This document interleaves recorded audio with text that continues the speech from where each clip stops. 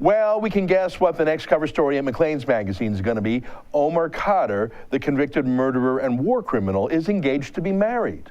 Maclean's put a smiling picture of Khadr on the cover of their Remembrance Day edition, calling him a victim. I have no doubt they'll do a whole photo spread of Khadr's glamorous wedding, bigger than anything since the royal wedding of William and Kate. The bride-to-be is a radical Palestinian-Canadian activist, Muna Abagoush, who got to know Khadr by visiting him in prison. Young women visiting prisons to woo murderers and even marrying them is not a rare phenomenon. It's a psychological condition called hybristophilia. The more outrageous the crimes committed by a murderer, the more some women find them attractive. Ted Bundy, Jeffrey Dahmer, Charles Manson all had women lining up to woo them, to have sex with them, marry them. Even Paul Bernardo did, if you can believe it.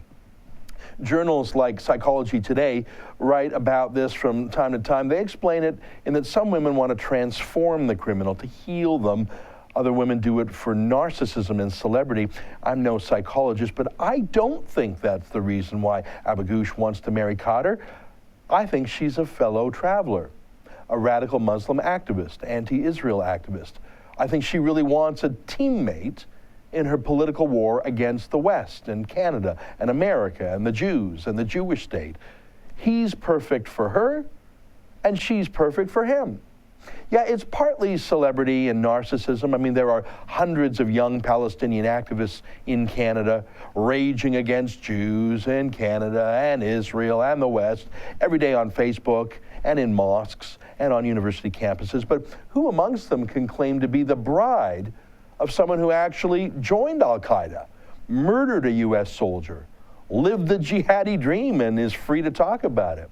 She's immediately the star of her family and her mosque and her whole community. And in her, Khadr can build an anti-Canada, pro-terrorism family, just like his father did. His father, Ahmed Khadr, came to Canada and was given everything by our country, every opportunity. Instead, he used Canada as a base of operations to wage the jihad, to raise money for the jihad from mosques in Canada. And when things got tough overseas, Khadr would flee back to Canada with his family for free health care. Oh, and to raise more money from Canadian mosques for terrorism.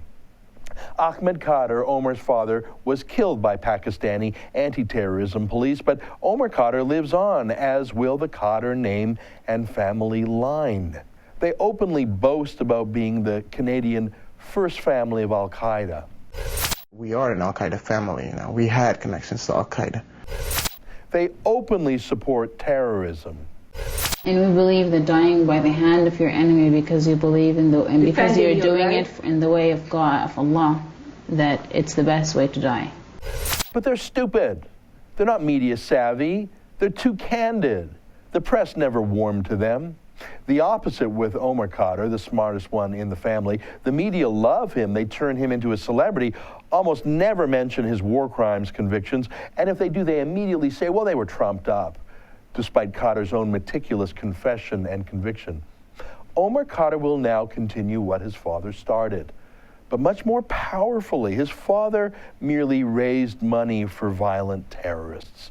Omar Khadr was a violent terrorist, but now he's a walking propaganda activist. And his soon-to-be wife, well, here, read a few of her gems from Facebook. She's an online propagandist for the Hamas terrorist group that occupies Gaza.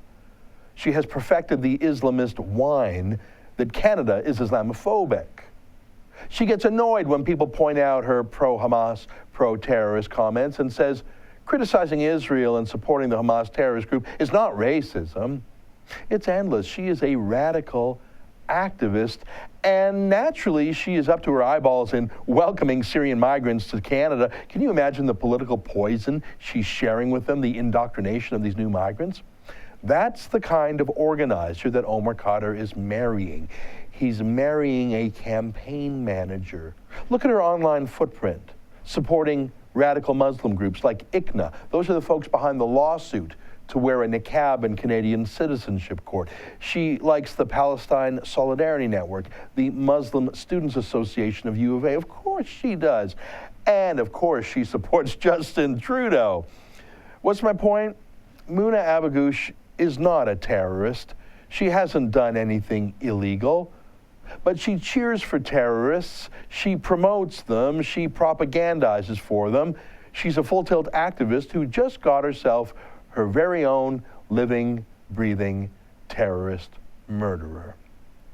Omar Khadr is not going to live a normal life. He once said he just wants to be a paramedic so he can help people. Yeah, no, he's not choosing to live a normal life, a quiet life, a Canadian life. He has chosen a manager, a promoter, a propagandist, a publicist, an impresario of her very own, of his very own, all too eager to create their own al-Qaeda family. Oh, she'd never be stupid enough to say it in the abrasive way that Khadr's mother and sister do. She'd say she's just being anti-Zionist, anti-colonialist, anti-Islamophobic.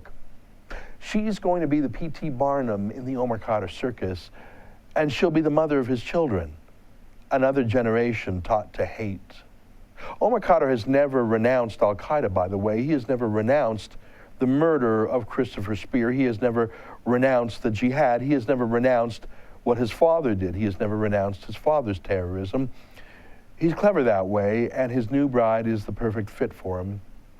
Their wedding will be celebrated by the CBC and the Toronto Star and Maclean's and Amnesty International and every group that has been waging the real war these past 15 years since 9/11, the propaganda war against the West. That's Omar Khadr's new mission, not throwing grenades anymore, something much more powerful, undermining the West intellectually. Omar Khadr is a murderer, a terrorist, a war criminal. His bride met him because of that. She loves him because of what he has lived, and he has lived as a jihadi. But unlike the warped women who love Paul Bernardo or Charles Manson, Abu-Ghosh doesn't just want to bask in his notoriety. She wants to exploit it and expand it, and I don't know. We'll have to wait to find out. Oh, and just watch the guest list at their fabulous wedding.